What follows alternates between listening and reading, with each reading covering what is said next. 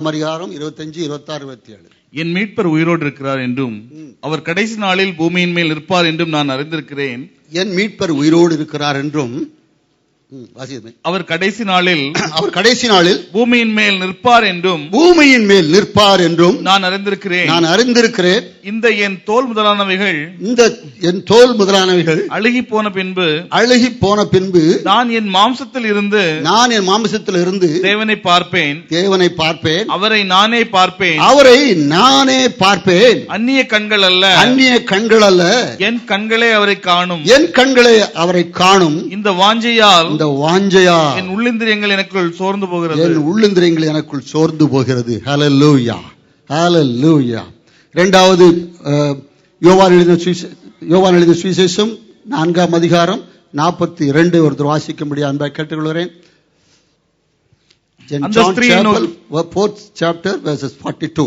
அந்த ஸ்திரியை நோக்கி உன் சொல்லி நிமித்தம் அல்ல அவருடைய உபதேசத்தை நாங்களே கேட்டு அவர் மெய்யாய் கிறிஸ்துவாகிய உலக ரட்சகர் என்று அறிந்து விசுவாசிக்கிறோம் என்றார்கள். கர்த்தருக்கு ஸ்தோத்திரம். ரோமர் 8:28 நம்ம எல்லாருக்கும் தெரிந்த வசனம்.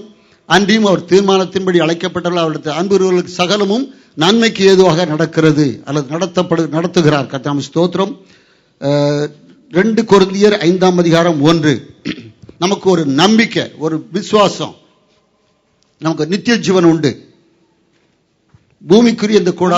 பூமிக்குரிய கூடாரமாகிய நம்முடைய வீடு அழிந்து போனாலும், பூமிக்குரிய கூடாரம் இந்த வீடு அழிந்து போனாலும், தேவனால் கட்டப்பட்ட கை வேலை இல்லாத நித்திய வீடு பரலோகத்திலே நமக்கு உண்டென்று அறிந்திருக்கிறோம். நித்திய வீடு பரலோகத்திலே உண்டென்று அறிந்திருக்கிறோம். ஹல்லேலூயா. கர்த்தருக்கு ஸ்தோத்திரம். அதற்கு இந்த பரலோகத்தை அடைவதற்கு என்ன துன்பம் வந்தாலும் எங்களை அசைப்பதில்லை என்றதான வார்த்தையாய் 2 தீமோத்தேயு 1:12.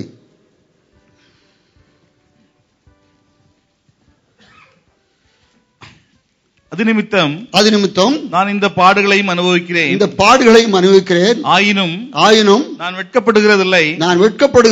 ஏனென்றால் நான் விசுவாசித்திருக்கிறவர் இன்னார் என்று அறிவேன். நான் அவரிடத்தில் ஒப்புக் கொடுத்ததை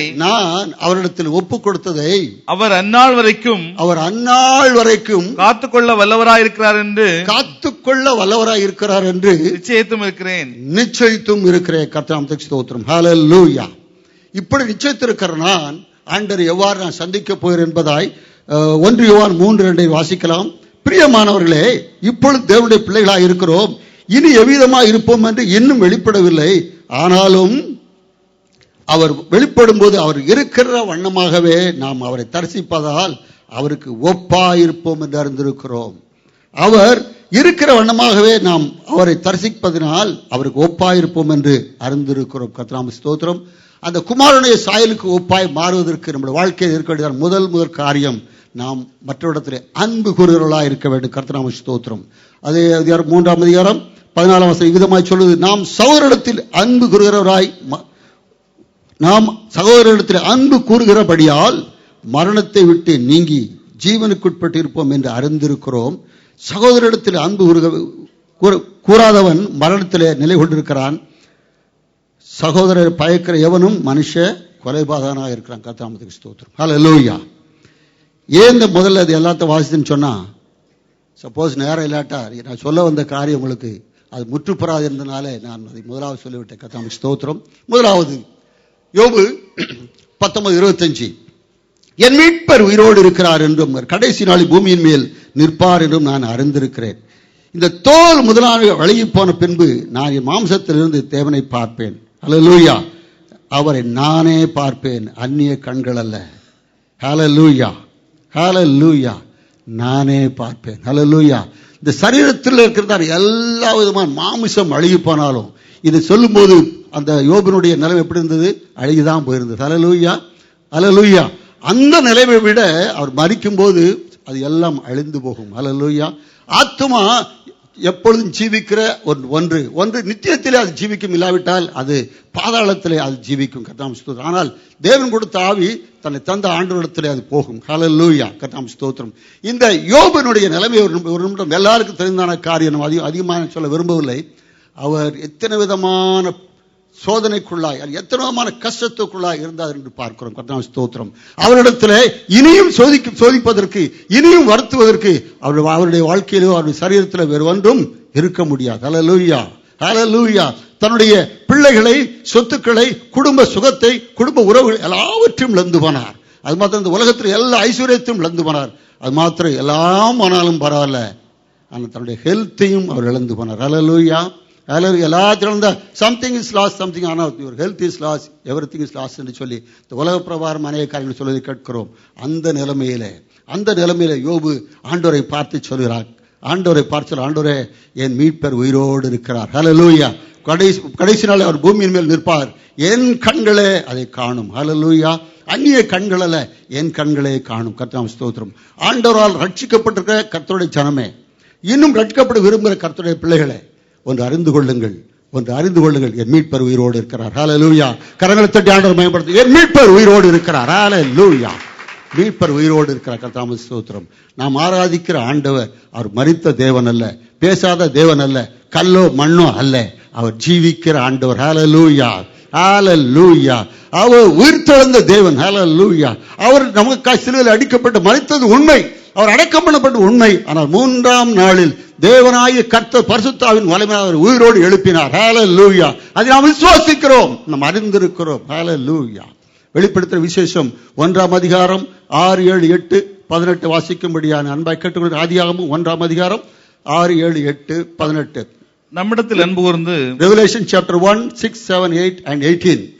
நம்மிடத்தில் அன்பு கூர்ந்து தமது இரத்தத்தினாலே நம்முடைய பாவங்களை நம்மை கழுவி நம்முடைய பிதாவாகிய தேவனுக்கு முன்பாக நம்மை ராஜாக்களும் ஆசாரியர்களும் ஆக்கின அவருக்கு மகிமையும் வல்லமையும் என்றென்றைக்கும் உண்டாயிருப்பதாக. ஆமென், ஆமென். இதோ மேகங்களுடனே வருகிறார். கண்கள் யாவும் அவரை காணும். அவரை குத்தினவர்களும் அவரை காண்பார்கள். பூமியின் கோத்திரத்தார் எல்லாரும் அவரை பார்த்து புலம்புவார்கள். அப்படியே ஆகும்.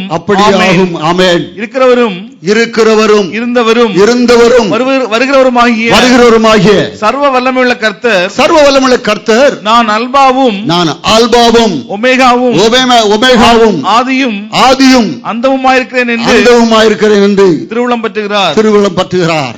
18 மரித்தேன், ஆனாலும் இதோ சதா காலங்களிலும் உயிரோடு இருக்கிறேன். ஹல்லேலூயா, ஹல்லேலூயா. நம்முடைய ஆண்டவர் மரித்தார், உயிர்த்தெழுந்தார்.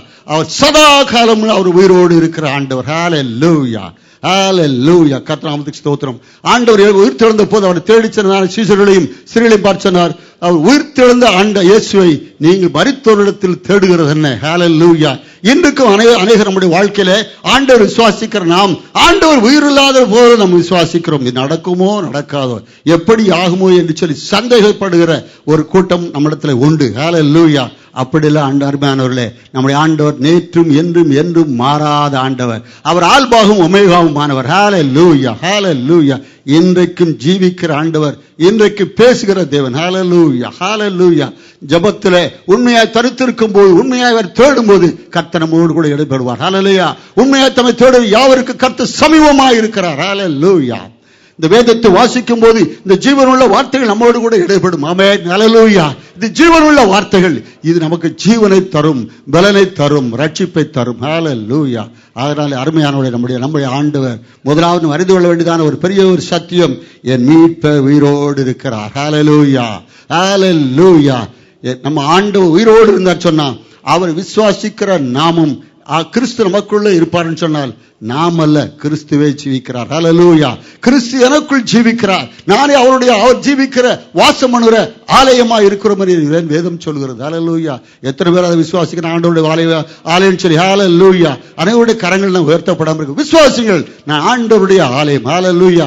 தேவன் மனுஷர் கட்டின கட்டடத்தில் அல்ல, ஆண்டவர் உண்டாக்கின தன்னுடைய பிள்ளைகளுடைய உள்ளத்தில் அவருடைய ஜீவியத்தில் அவர்களுக்குள்ளாய் இருக்கிறார். ஹல்லேலூயா. நீங்களே தேவனுடைய ஆலயம், பரிசுத்த உங்களுக்குள்ளாய் ஜீவிக்கிறார் என்பதை அறியாது இருக்கிறீர்கள் என்று சொல்லி நாம் அறிந்து கொள்வோம். இன்றைக்காவது நாம் விசுவாசிப்போம். ஹல்லேலூயா. நான் தேவனுடைய ஆலயம். எத்தனை ஒரு மகத்துவமான காரியம்.